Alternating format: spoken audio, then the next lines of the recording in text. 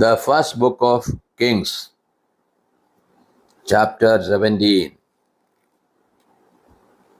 Elijah predicts a drought. Now Elijah the Tishbite of Tishbe in Gilead said to Ahab, As the Lord, the God of Israel lives, before whom I stand, there shall be neither dew nor rain these years, except by my words. And the word of the Lord came to him, Depart from here, and turn eastward, and hide yourself by the brook Cherith, that is east of the Jordan. You shall drink from the brook, and I have commanded the ravens to feed you there. So he went and did according to the word of the Lord. He went and dwelt by the brook Cherith, that is east of the Jordan, and the ravens brought him bread and meat in the morning and bread and meat in the evening, and he drank from the brook. And after a while the brook dried up because there was no rain in the land. The widow of Zarephath. Then the word of the Lord came to him, Arise, go to Zarephath, which belongs to Sidon, and dwell there. Behold, I have commanded a widow there to feed you.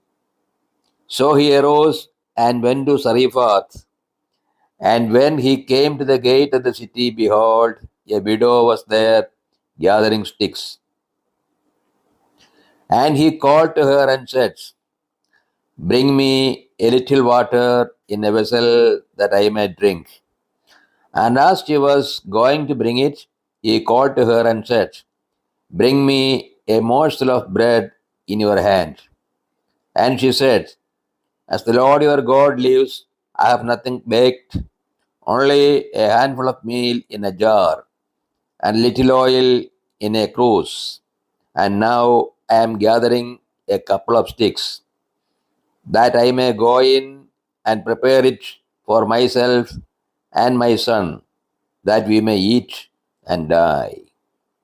And Elijah said to her, Fear not, go and do as you have said, but first make a little cake of it and bring it to me, and afterward make for yourself and your son. For thus says the Lord, the God of Israel, the jar of meal shall not be spent, and the cruse of oil shall not fail, until the day that the Lord sends rain upon the earth. And she went and did as Elijah said, and she and he and her household ate for many days. The jar of meal was not spent, neither did the cruse of oil fail, according to the word of the Lord, which he spoke by Elijah. Elijah revives the widow's son.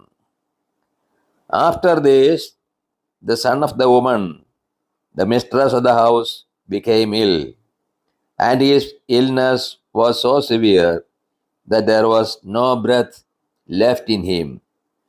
And she said to Elijah, What have you against me, O man of God?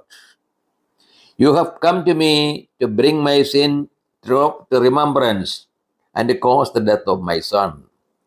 And he said to her, Give me your son.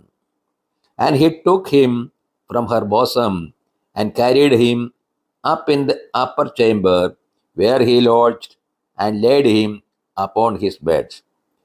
And he cried to the Lord, O Lord, my God, hast thou brought calamity even upon the widow with whom I sojourn by slaying her son? Then he stretched himself upon the child 3 times and cried to the Lord, O Lord my God, let this child's soul come into him again. And the Lord hearkened to the voice of Elijah, and the soul of the child came into him again, and he revived.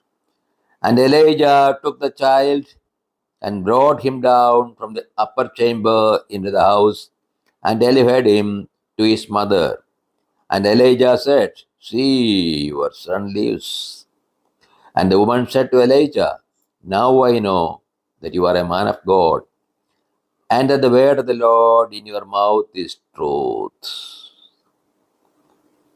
This is the word of the God to us. O Lord, open our hearts that we put in the practice that which you have revealed to us.